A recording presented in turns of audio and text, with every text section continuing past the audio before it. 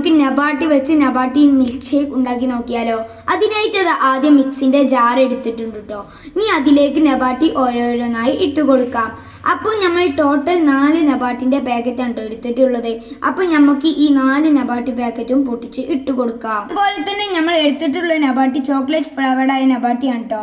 അങ്ങനെ നമ്മൾ 4 നബാട്ടി പാക്കറ്റും പൊട്ടിച്ചിട്ട് കഴിഞ്ഞിട്ടുണ്ട്. ഇനി നമ്മൾ അടുത്തതായി ചേർത്ത് കൊടുക്കുന്നത് തണുത്ത 2 പാക്കറ്റ് പാലാണ് കേട്ടോ ചേർത്ത് കൊടുക്കുന്നത്. അപ്പോൾ നമ്മൾ ഈ 2 പാക്കറ്റ് പാലും ഇട്ട് കൊടുക്കാം. അതുപോലെ തന്നെ നമ്മൾ തണുത്ത വെള്ളം ചേർത്ത് കൊടുക്കുന്നില്ല കേട്ടോ. ചോക്കോബാറും കൂടി നമ്മൾ ചേർത്ത് കൊടുക്കുന്നുണ്ട്.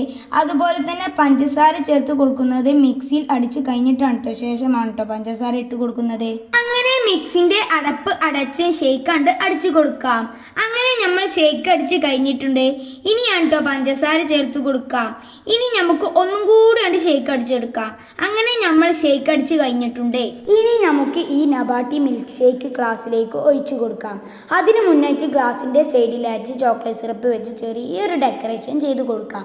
അങ്ങനെ നമ്മൾ 4 ഗ്ലാസ്സാണ് കേട്ടോ എടുത്തിട്ടുള്ളത്.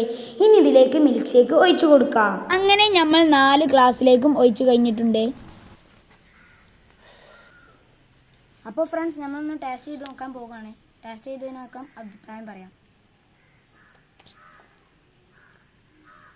പൊളി, സൂപ്പർ.